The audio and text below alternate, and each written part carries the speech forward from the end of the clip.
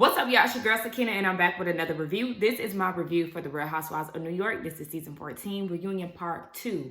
Oh, well, no.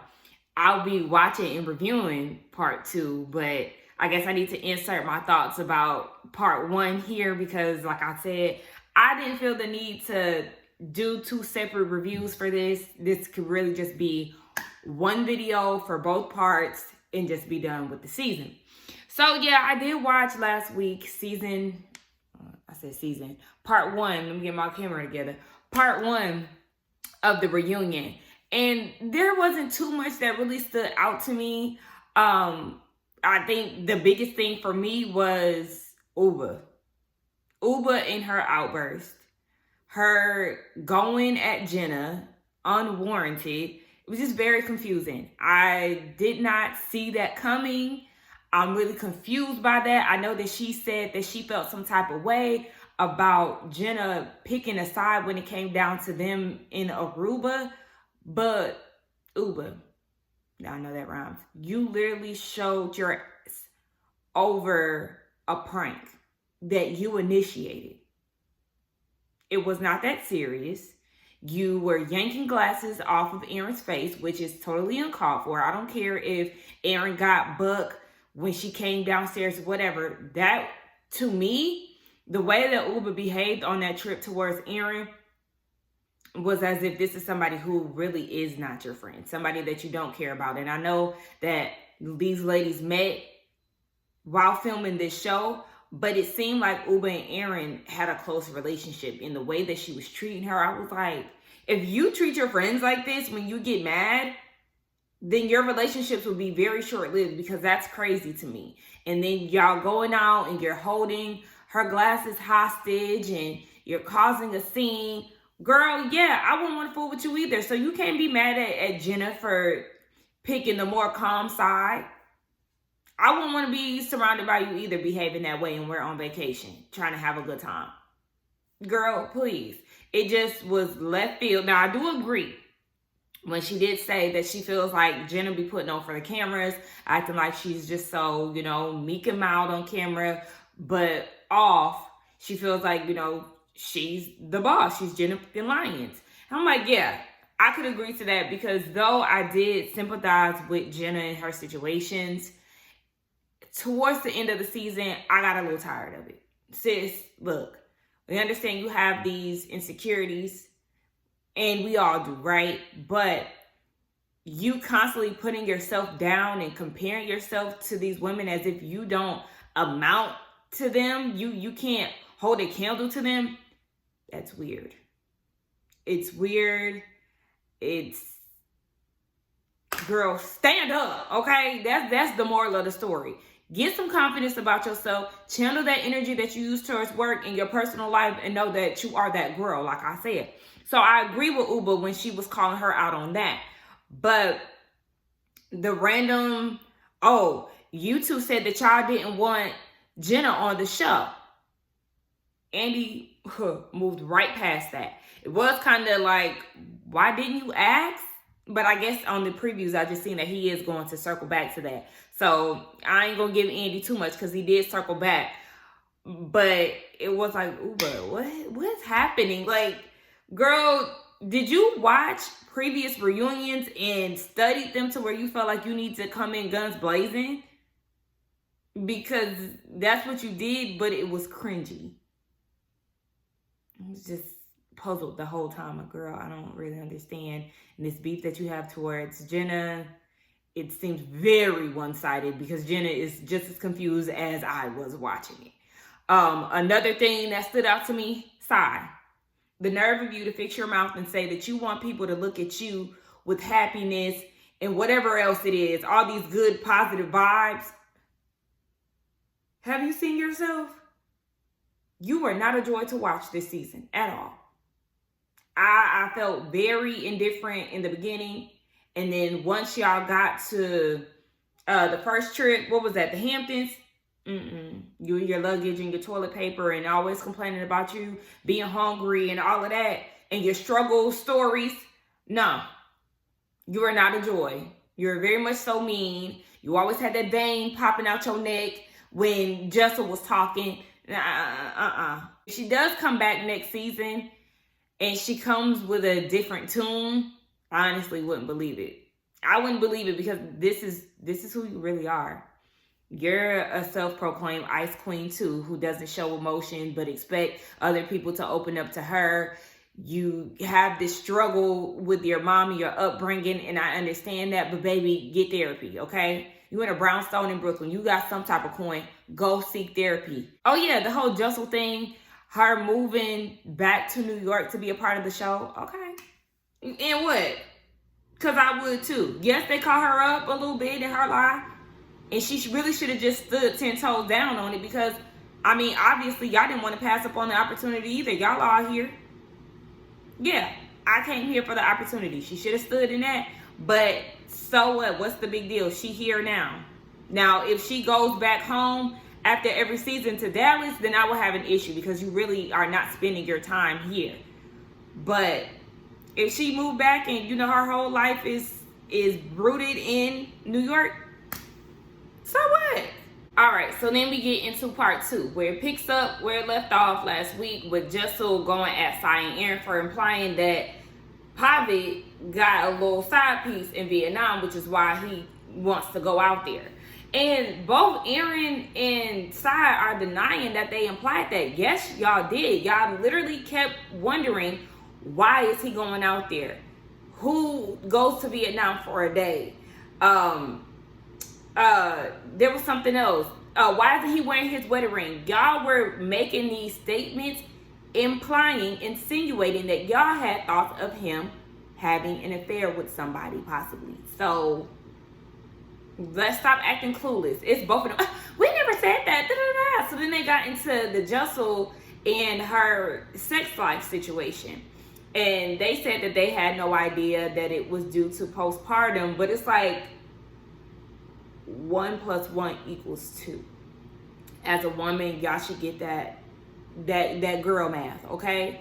She said that she was not having. Now, she did not full on say that it was postpartum. That did not come out of her mouth. But like I said, baby, you should gather what's going on by the conversations that's being had. So Jessel is explaining to y'all that she hasn't had sex with her husband in a year or so. She's saying that she's insecure about her C-section scar. Okay, you should get that. Then she's also saying after rounds and rounds of, you know, IVF ovulating and things. I don't know if she got, did she tell the girls that I don't know, but she did mention that she was ovulating. And then when y'all had that conversation, I don't know who Sigh had the conversation with, but she had the conversation with somebody at her house, and her husband came in and was like, well, yes, she's not having sex with her husband. She's just had twins. You know what comes with that. She's probably tired. She's X, Y, and Z. Like I said, her husband was the one who was more sympathetic to Jessel's situation compared to the women.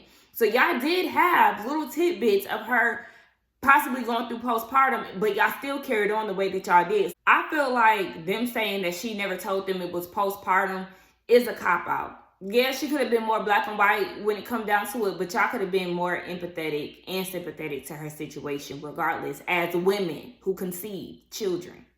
And I'm not going to sit here and act like, you know, eyebrows don't get raised when you hear certain things about, you know, people's relationships and things like that. But like I said, when Jessel said that she wasn't having sex with her husband, and they were trying to, you know, sexy her up, put her in, you know, some lingerie, send him some sexy pics, that's okay. I understand that. But it's when you continually ask about it. It's when you don't believe her when she says that she's having sex. She literally said it took her a while to get going. Why would she say that if she was lying? If she was lying, wouldn't you think that she would make the story very lavish and, you know, yeah, he had rose petals and girl, we all night. Don't you think she would have spruced it up a little bit? She said it took her a minute to even get to the point of going. Why would she lie about that? So that's where the problem comes in for me. Like, y'all a little too pressed about their sex life for my liking. So one of the viewers had mentioned that Sigh and J'S relationship seemed to go a little down south when they went to the Hamptons and Jenna gifted them with their pajamas. You know, J'S was not feeling that outfit. She kept complaining about it. It's not her style. She loved the Christmas tree, yada, yada, yada. And it damn sure was a lot. It was very rude. It was inconsiderate. And at that moment, it really made me feel like J'S is very unaware. And that's what made me turn off from her, for real. But, you know, things changed as the season progressed. But, yeah, Sigh spoke up about it. And she said, one, because she could see the way that Jenna looked. It clearly hurt her feelings. And two, she was annoyed by it, too. So she wanted to mention it. And I was actually here for Sigh when she brought it up to Justin's attention, because she just complained that whole trip. And she sucked the life out of the scenes to me. Like, girl, shut up. You're doing too much. But it's funny because the tables turned for me. I felt like later on as the season continued that Sigh was sucking the life out of the scenes, and J'S wasn't as bad as she once was. So I mean, look at how them tables got to turning. And then here you go, Jenna. You know, I've never had anybody stick up for me before, so you know, it's just like, wow, they stuck up for me. I understand, you know, you never been on girls' trips and things like that, but girl, you out here maintaining friendships with somebody. Stop acting like you never had friends before, Jenna. So then another viewer had asked, you know, y'all want to get to know Jenna so bad and feel like she's not opening up, but then J'S, she tries to give y'all stories about her upbringing and y'all have a problem with it. So Aron said that her issue is the fact that, you know, the girls would tell these dramatic, traumatic stories about their upbringing where they had little to nothing. And then you have J'S who wants to tell her story, and she's talking about how she lived with her uncle and she had an internship. And if that's my upbringing, that's my upbringing. But then J'S also said that she really didn't have too much growing up, and y'all still had an issue with it. So which one is it? You mad because she had somebody supporting her growing up, and then you mad when she tries to share a struggle story? So, I mean, it definitely gives off the impression that y'all don't fool with J'S either way. She can't win for losing. Either way, it's just like, damned if she do, damned if she don't. I don't get it. It's very annoying watching and hearing these ladies talk about her. And yes, we understand that, you know, when she tries to give comparisons, Sigh might not feel like her uncle passing has nothing in comparison to her mother passing. But like I said, aunts and uncles, some in a lot of people's eyes do, you know, add up to like a second mom or a second dad. So I just kind of feel like she lived with him. He wasn't just this random uncle. She lived with him at one point in her life, and she was just trying to simply relate to Sigh. She was not trying to compete. She was trying to relate and get you to understand that she feels what you feel by losing a loved one to alcoholism. That's all that it is. We understand that moms are moms, parents are parents. But like I said, aunts and uncles can be father and mother figures as well. So, girl, pipe down. It was not that serious. Sigh just wants to win the struggle games, and that's it. And then Sigh running with this, I don't want to talk about my mom thing. You bring your mom up. Nobody else brings up your mom but you. You volunteer that information. So then it's like, what are you getting mad at J'S for? You be bringing your mom up. Nobody be like, oh yeah, Sigh, so what's going on with your mom? I cannot recall a time where somebody in the group brought up your mom other than you. Aron, shut the fuck up. Who made you the spokesperson of struggle? Because last time I checked, while you're on J'S's back about her privilege, aren't you privileged? Didn't you get into real estate due to your parents' success? If I'm not mistaken, you got so much mouth and want to talk about what's struggle and what's not. Girl, just like J'S said, while you were at ballet with Gwyneth and Brad, baby, I was over here living my comfortable, not lavish lifestyle. How dare y'all get mad at her because she had a little savings in college? So what? She didn't struggle like Sigh or Uba or who else ever had a struggle story in this damn cast, or Brain. So what? None of y'all are poor now. So this conversation has nothing to do with anything because all of y'all are making money and clearly got enough to live in expensive ass New York. So what's next? I really need Jessel to work on her reads and clear their asses next season, because I would have been on that couch firing shots at everybody. Please don't play with me. Sigh, I'm going to read you down. Aron, I'm going to read you down. Uber, I'm going to read you down. Whoever want to come to me about some bullshit, I'm going to read all of y'all down. Like, don't play with me. Jenny, you can get it too while you sitting here acting like you are shiny shit. Oh, if I was Jessel, I would be going off on everybody. So then they talk about how Aron was mad that Brynn was flirting with Abe, but she felt like it was okay to insinuate that Jessel's husband was cheating. I said, come on, viewers, they're coming through with the questions. So Aron apologized and she said, I don't think that there's any issues within your marriage, but I do think that it was weird that he wanted to go to Vietnam for a sandwich.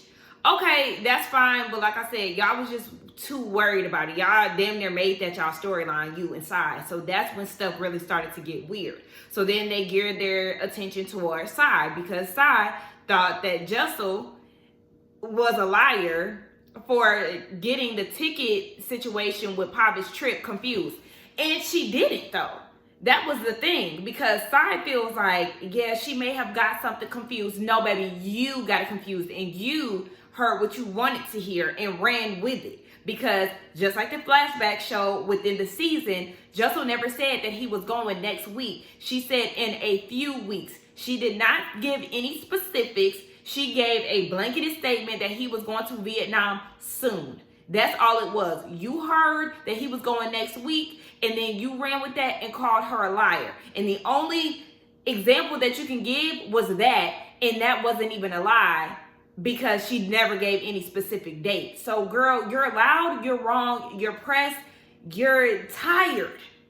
I'm seriously tired of Sigh in this whole situation. And I'm glad that they asked her, why do you care?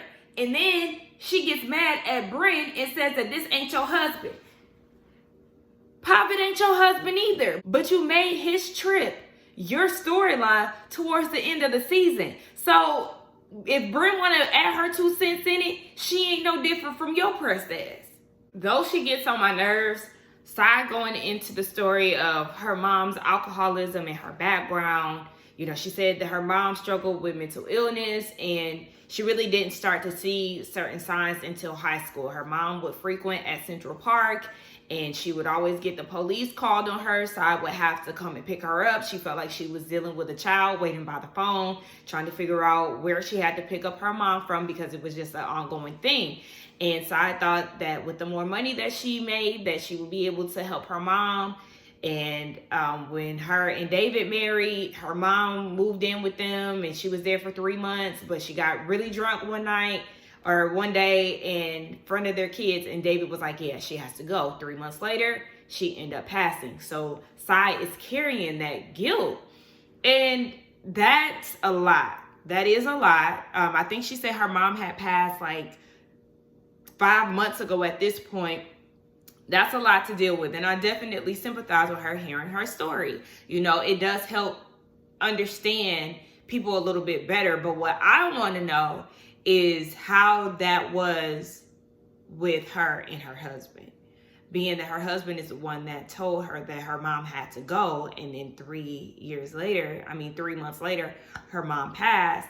I wonder if she, had any resentment towards her husband, if they had any issues during that time. Did she, actually come out and blame him for it? So then they talk about why Sigh is always hungry. She said that she doesn't eat meat. She also lifts weights. So I guess when you lift weights, you get hungrier more frequent. I guess, I don't really know. But basically she said with the filming and all of that, she has to eat every 2 to 3 hours, and filming just kind of threw off the timing and stuff. So a lot of times she was hungry. Okay, now please fix your hunger situation. Get you some meal preps on the go for when y'all film, baby, so you can eat in the car, because we don't want to deal with it. We don't want to hear it. So then they talk about how she met her husband. She said that they met on some island. I can't remember. It was some trip. It was a swim up bar. He was actually trying to talk to one of her friends. Sigh was wasted, and he made some offensive joke to her, and he got her number. That, I think that was the sum of the story. I said, okay now, because you already know that the story is definitely circulating that he was married at the time of them meeting and all of that. So I don't know, but this is her story. And I think, matter of fact, Color Me Pink, shout out to Keisha. I did watch one of her videos, and she is a follower of Sigh before the show. And she said that their stories are a bit mixed up. So while she's sitting here worried about Jessel being a liar pertaining to her husband and his trips, it sounds like a little bit of projection, because you over here lying about how you and your husband met, allegedly. So then we get into Party Girl Brynn. In her upbringing, you know, she was raised by her grandmother. Her parents were absent in her life. She got a call. I don't know if she was in college or in high school, but she said she was on homecoming court. And, you know, got the phone call that her dad was dying. So she would go up to where they're from and see him. He was in ICU. She said that in her mind, it was like, okay, well, we can be father and daughter in this moment in time. I guess he was supposed to pass a little sooner than he did. He ended up living for 3 months.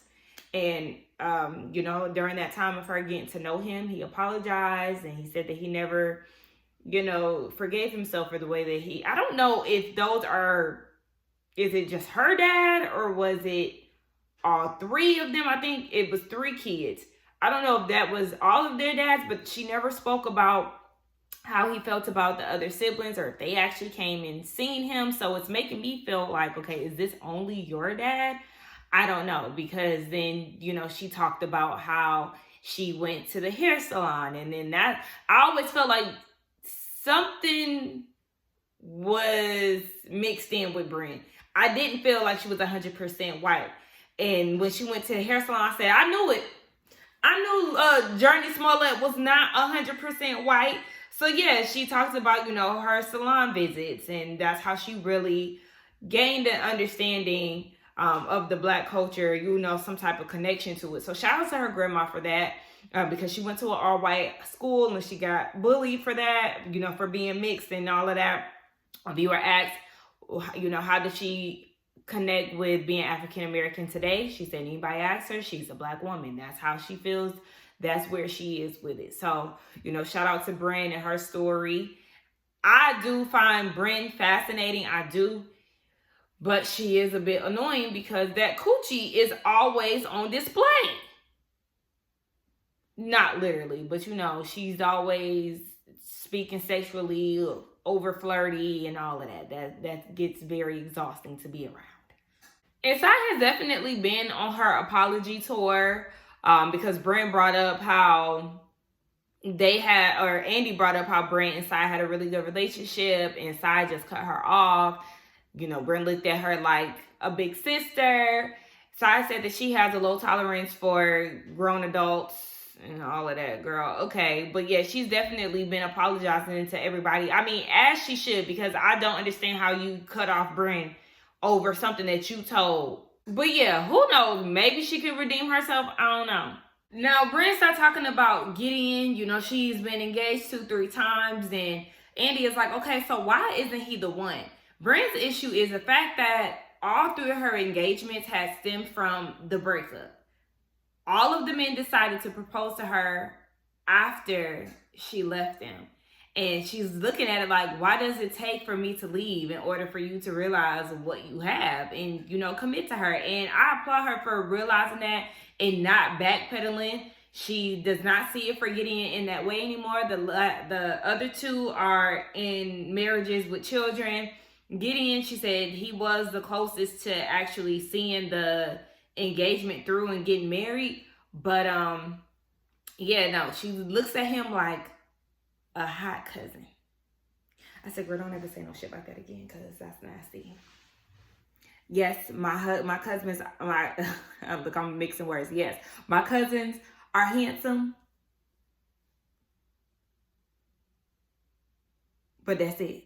That's nasty. I'm not viewing them in any other light than family. So, girl, you had sex with that man. Ain't no cousin like relationships happening. Anyway, so then they asked about what she does for a living. She said that she is a communication consultant. So she helps, people push their products out. She does business plans and all of that.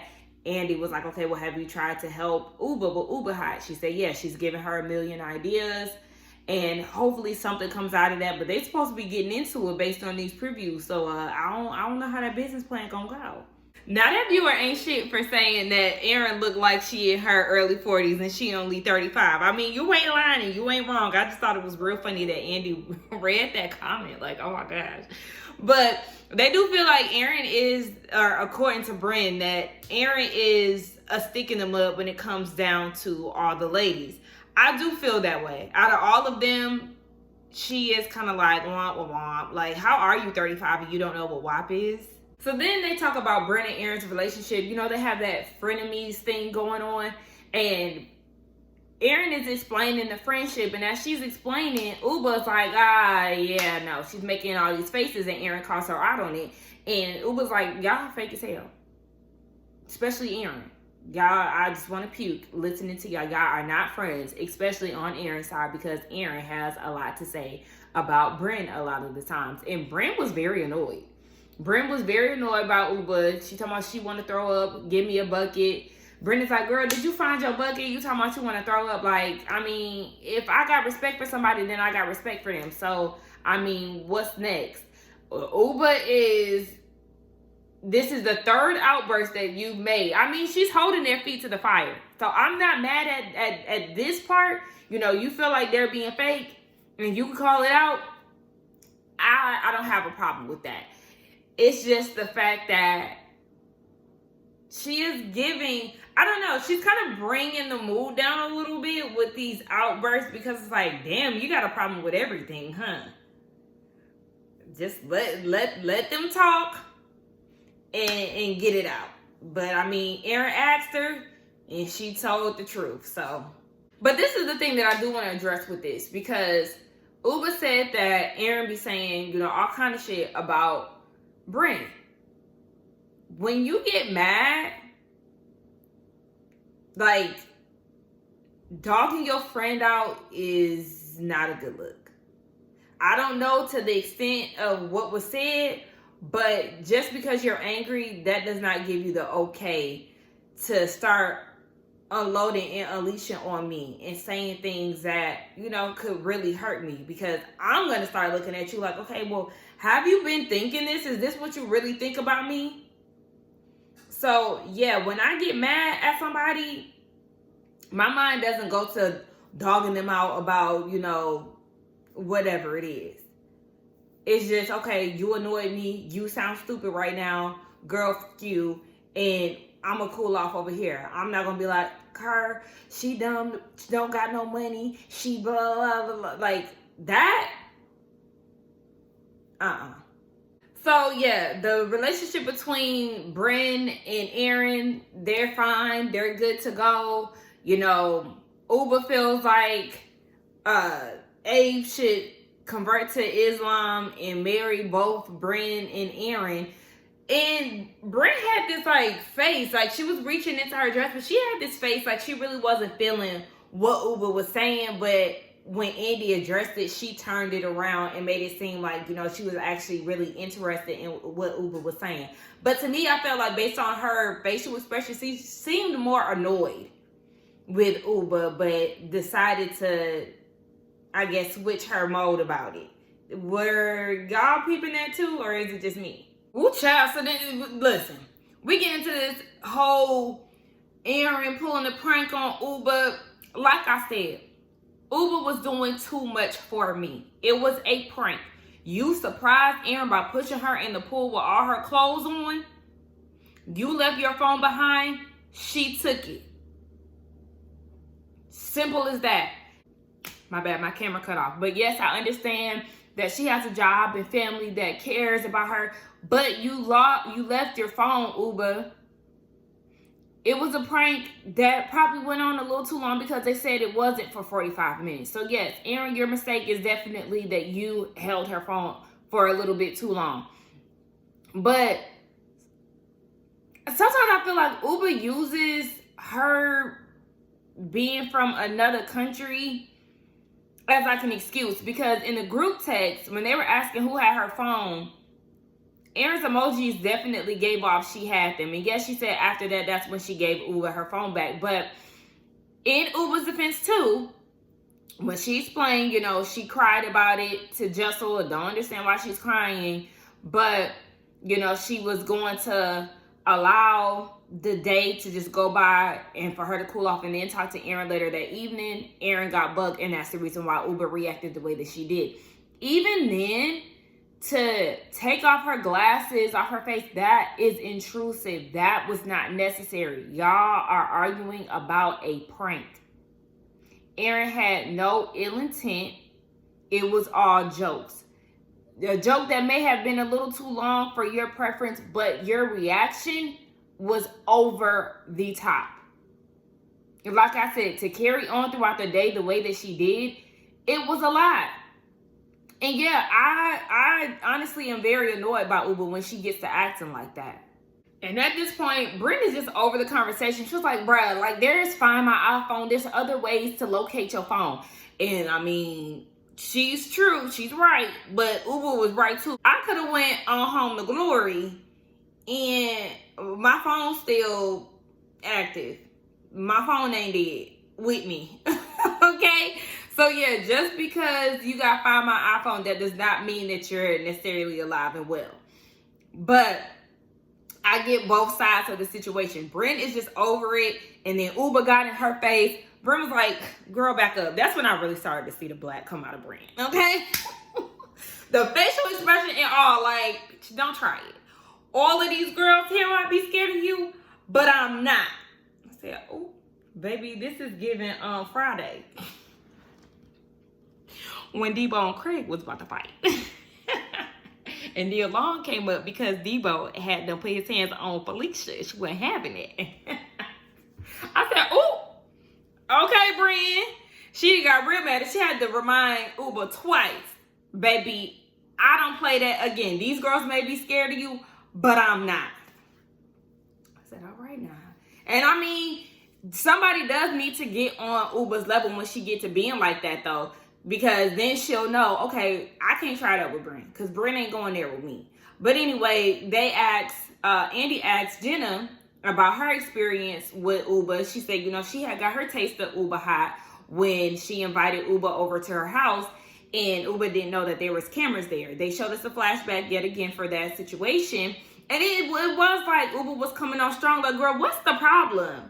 You do know that you're on a reality show, right? So cameras are going to be around when you and these girls get together unless y'all are on the off season. It's like she does have two sides, so I don't understand why she was getting attitude with Jenna, because yes, the Uber that we got introduced to was definitely, you know, light, bubbly, lighthearted, and then we seen what she looks like when she's mad. We all have that side of us being lighthearted and, you know, upset. So I don't understand why she was feeling some type of way that Jenna said that she seen, you know, her hot side. It was a play on words, and here Uber is again doing the most. Don't confuse being angry and be assertive. No, I was assertive. It wasn't. No, I wasn't. You listen, Amore.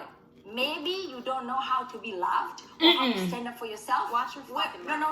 We're two different. Watch your mouth. No, I'm not two afraid of different. you. Everybody I'm not afraid. I'm not fucking afraid of you. You put people in the hospital? No. I put people in the funeral. You know what I do? I bury. Not the funeral home.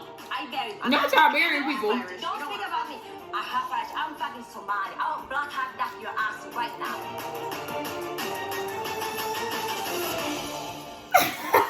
The girls are fighting, honey. Listen, Uber, you was out of line for saying that to her. Maybe she don't know how to be loved. That's throwing her past in her face. That's unacceptable. That's uncalled for.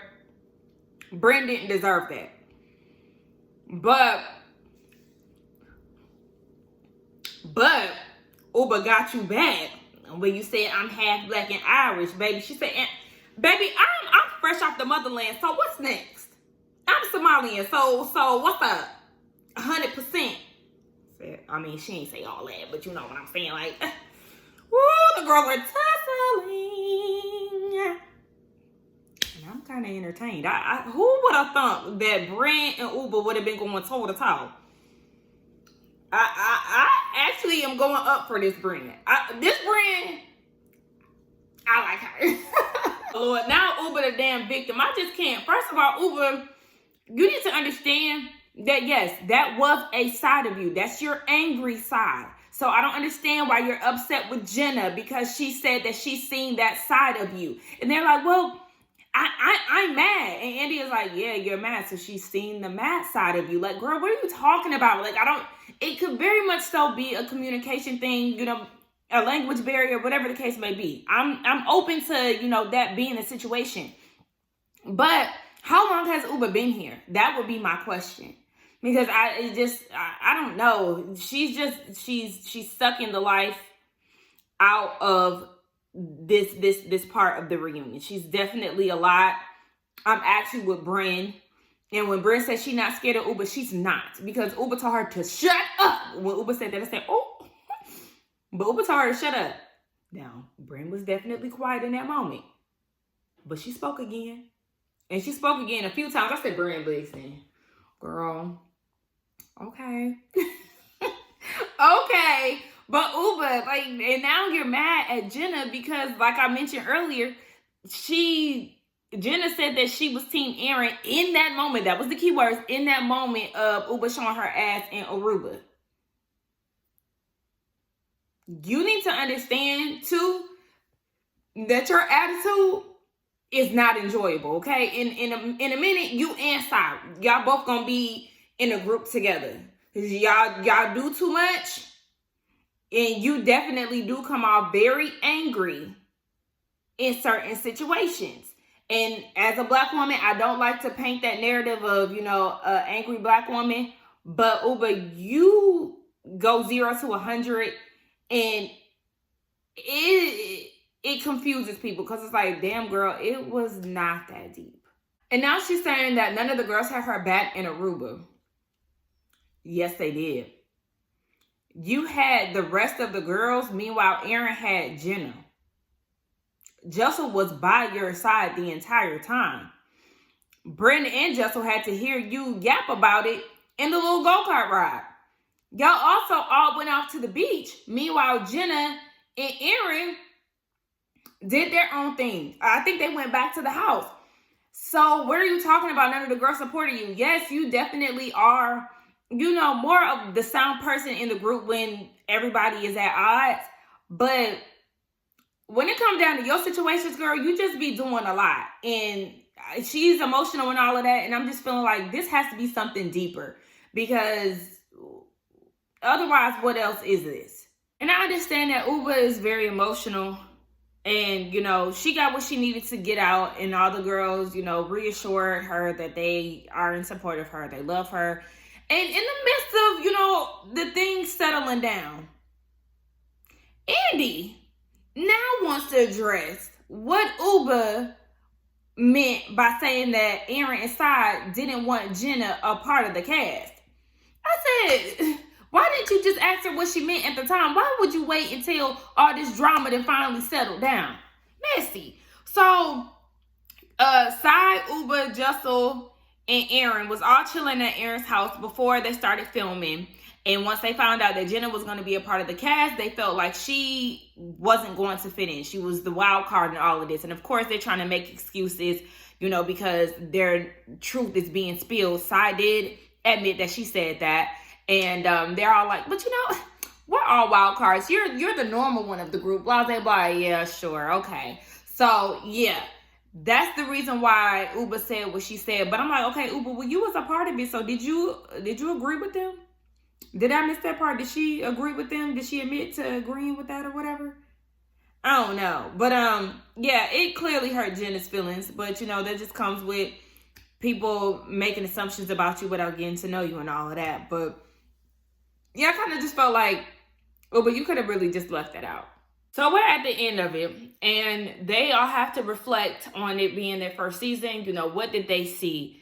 What flaws did they see? So Sigh went first, and she said that she realized that she does not listen. She needs to open up her ears and her heart. I said, okay. All right. Her response was definitely a good one.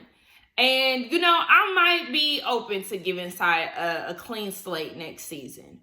Just as long as she don't do, too much carrying on. But, yeah, I do like the fact that she can reflect and own up to her part of this season and her being insufferable.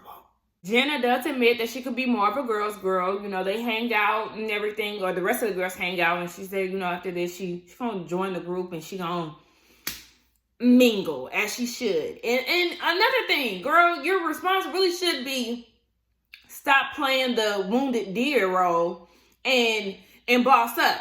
Aron learned that, she can lighten up a little bit and stop being so sensitive, taking everything to the heart. Yeah, you do that. So Jessel said that she could be kinder to Pavid, but they got a little comfortable and things. So she planned to switch things up and put a little sweetness on them. Brynn, she said that she liked seeing herself on TV and hopefully her grandmother did too. Well, since you didn't say what you learned, let me go ahead and say it for you. Calm your coochie down, okay? That's what you should do next season. That's what you should have reflected on and seen that needed some adjusting.